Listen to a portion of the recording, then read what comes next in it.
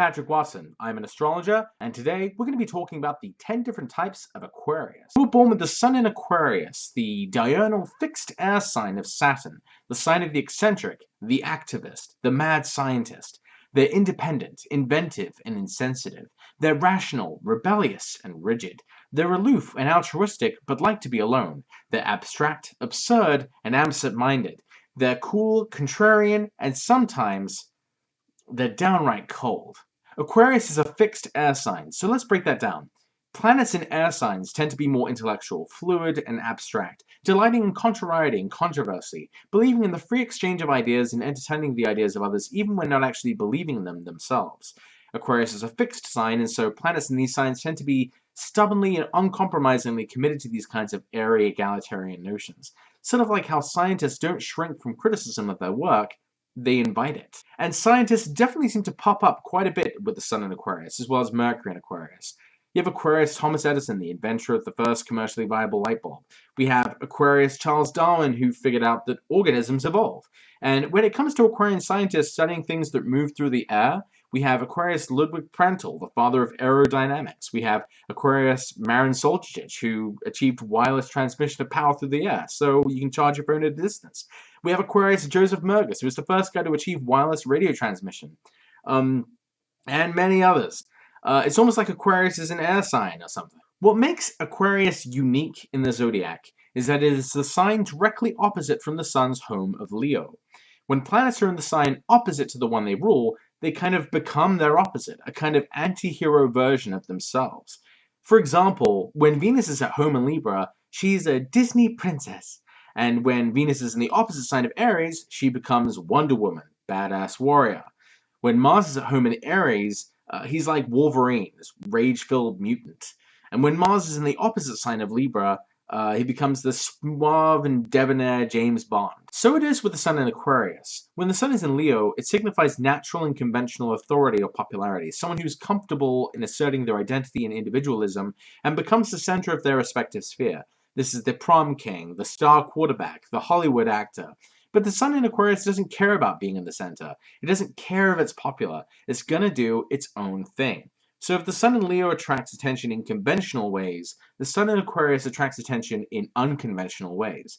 This is how Aquarius gets its reputation for being quirky and rebellious, not because of Uranus, but because it's where the Sun is furthest away from where it's most comfortable being itself.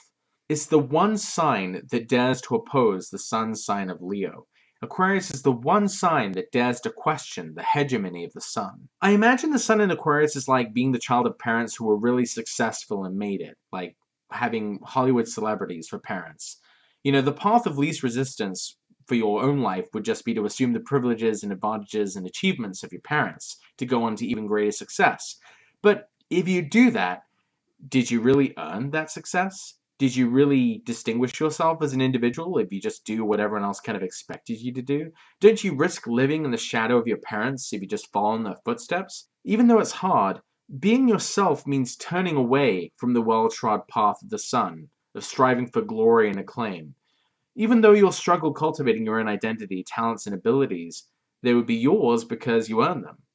The defiance of the Sun in Aquarius against the agenda of the Sun itself, its denial of its conventional expression, and its embrace of difficulty in the pursuit of a unique identity is why the planet that truly rules Aquarius is Saturn, not Uranus. I did make a whole video about why Uranus doesn't rule Aquarius, which you should totally watch, and I'm going to put the link to it in the description. Yeah, you should totally watch that, and you should definitely watch that if you still think that Uranus rules Aquarius. But this is another reason why I think Saturn rules Aquarius, why this makes sense to me. Because there's nothing more difficult than denying participation in your own advantages and charting your own course when the world seems to lay one out for you. Perhaps this is why even Vettius Valens from the 2nd century singles out those born under the sign of Aquarius as haters of their own families. Aquarius has associations with technology and an emphasis on humanity over divinity, evidence and reason over faith and meaning.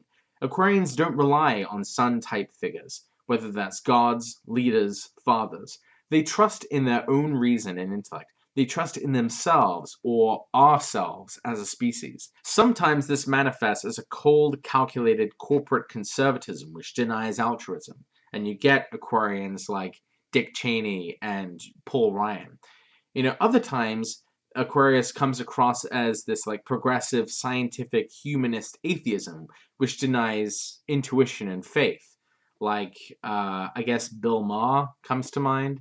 But yeah, there's a bunch. Now, not every person with the sun in Aquarius is the same, however, and one way we can differentiate between different types is by considering what other planets aspect the sun in Aquarius. So today we're just focusing on the conjunction, which is where two celestial bodies are close to the same degree of longitude.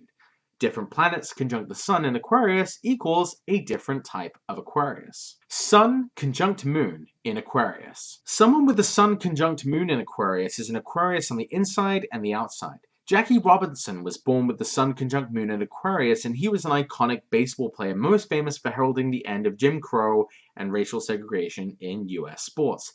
So how was he so Aquarian? Well, Aquarius is ruled by Saturn, and in his biographies he's described as being personally extremely shy, and yet, simultaneously, publicly, superhumanly calm in the face of a 1950s-style racist shitstorm raining down upon him for his mere existence and presence on a baseball field with white players. Saturn is associated with shyness and fear, but also strength, stoicism, and endurance. The moon often represents one's mother, and his biographies draw explicit connections between the way his mother confronted racism and the way Jackie chose to confront racism.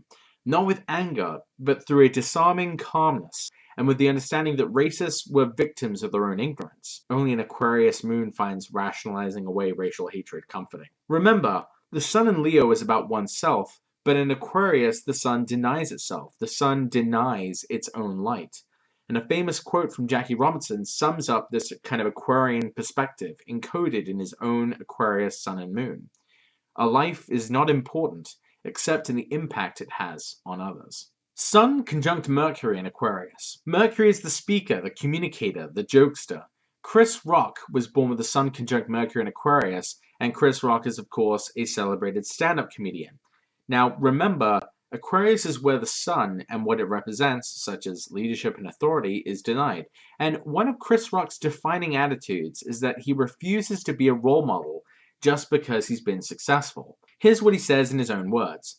Why does the public expect entertainers to behave better than everybody else? It's ridiculous. Of course, this is just for black entertainers. You don't see anyone telling Jerry Seinfeld he's a good role model, because everyone expects whites to behave themselves. Nowadays, you've got to be an entertainer and a leader. It's too much. More generally, he disdains the entire idea of the sun in Leo in strutting its stuff. Again, in his own words. Only dumb people try to impress smart people. Smart people just do what they do. Said like a true Aquarius. Hashtag shots fired across the zodiac. Sun conjunct Venus in Aquarius. Venus is the planet of love, beauty, harmony, and relationships, as well as on the broader level of social relations. Oprah Winfrey and Ellen DeGeneres were both born with the sun conjunct Venus in Aquarius. Oprah was born with the Sun-Venus exterior conjunction, where Venus is on the other side of the sun, and Ellen DeGeneres was born with the Sun-Venus interior conjunction, where Venus is between the Earth and the sun. So Oprah's Venus is direct, and Ellen's Venus is retrograde. Both are women who have challenged and transcended social barriers for women of color and LGBT women, making our world just a tad less awful to be in. On a superficial level, both have been successful daytime TV talk show hosts, but I mean, we are talking about Oprah and Ellen. Women who are practically institutions unto themselves.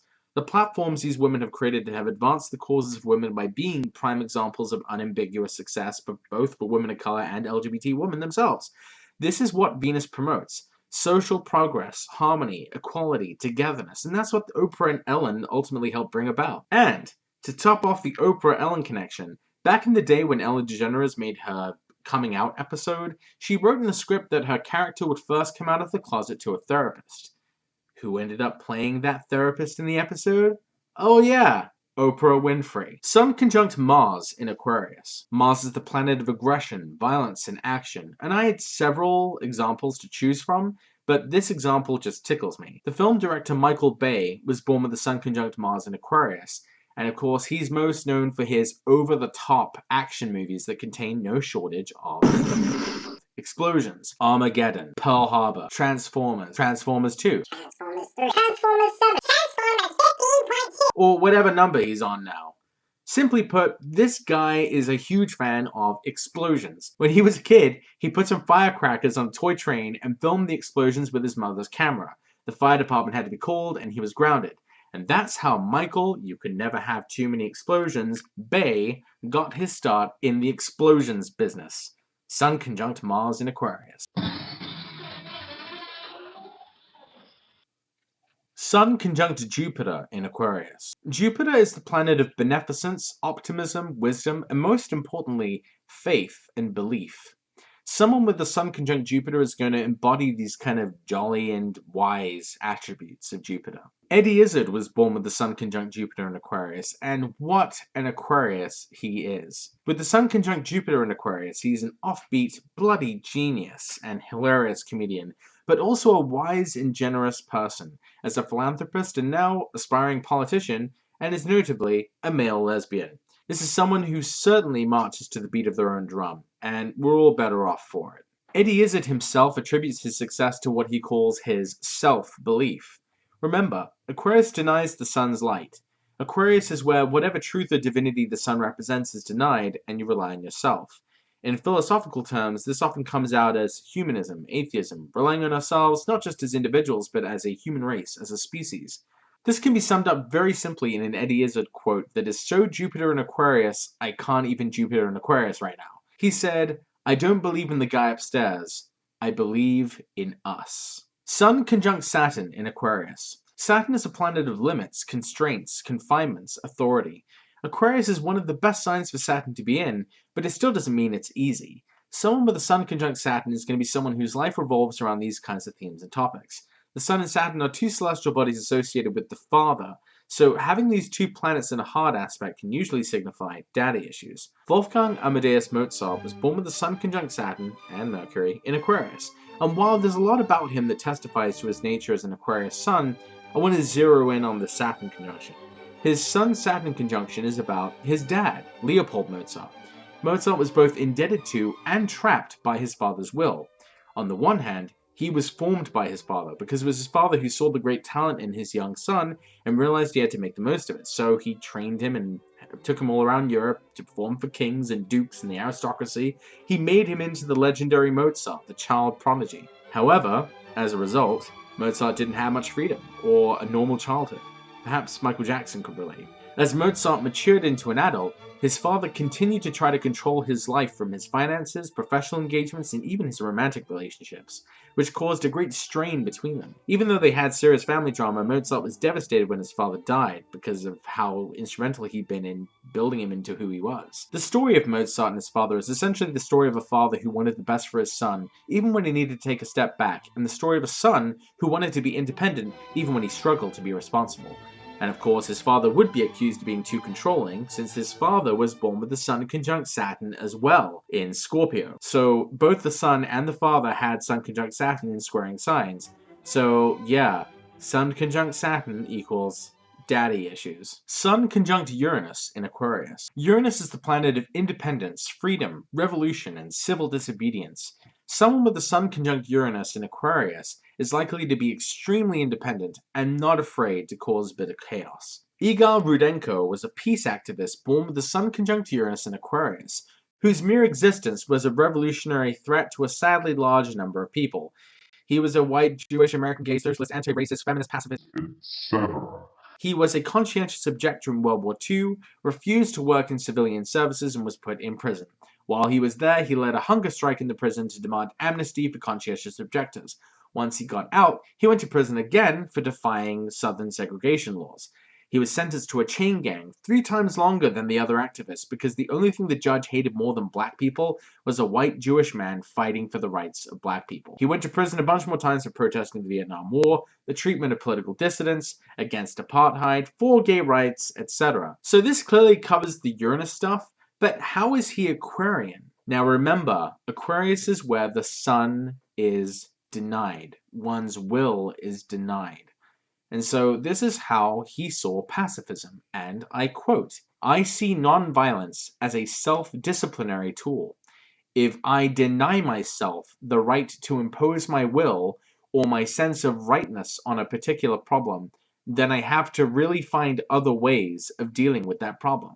Well, damn. Sun conjunct Neptune in Aquarius. Neptune is the planet of illusions, dreams, addictions, drugs, virtual worlds, and alternate realities. Facebook was launched when the Sun was conjunct Neptune in Aquarius, and it's a website which connects billions of people into one digital social network, a virtual world. It's totally Neptune. It's a place where nothing is as it seems.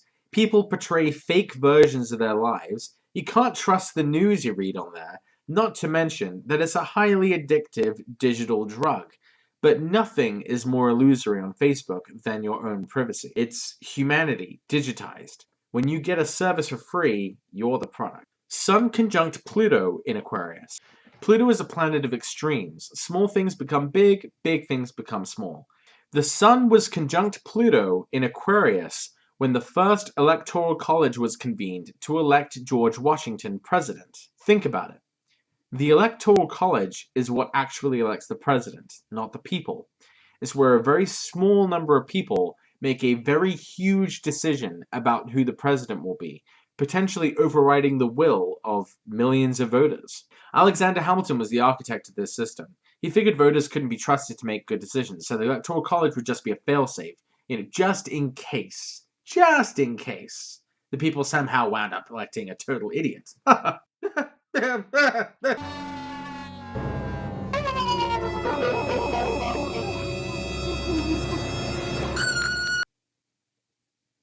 I think it's safe to say that Alexander Hamilton was worried about the wrong thing. In theory, the electors potentially deny the will of the people in selecting their leader. In practice, the electors deny their own agency by refusing to act as a deliberative body, and instead, the Electoral College acts as a de facto scoreboard, which, spoiler alert, you wouldn't even need electors for that system. You might as well have robots being electors if that's the case. And if there's a sign which is about denying one's own will and agency, one's solar impulse, it's Aquarius. One wonders if this system will be abolished once Pluto returns to Aquarius after 2023. Sun conjunct multiple planets in Aquarius. Sometimes you can have multiple planets conjunct the Sun, so you have to kind of interpret all of their meanings together.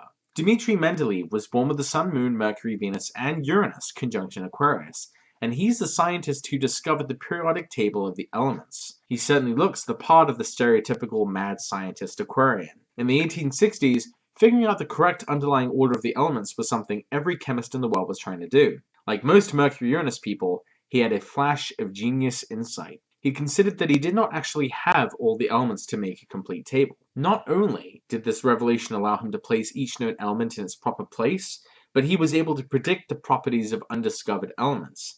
And he was totally right. His flash of insight arrived when he denied his ego, when he considered that the answer was in what he didn't know, because in Aquarius, the solar impulse, in this case to be right or all-knowing, is denied.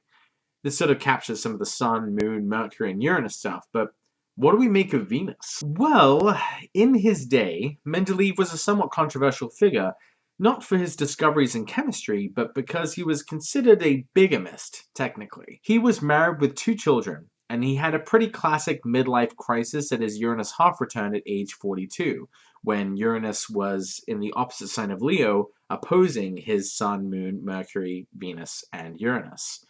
So at age 42, he felt he had some chemistry with a woman who was only 20 years old at her first Uranus square.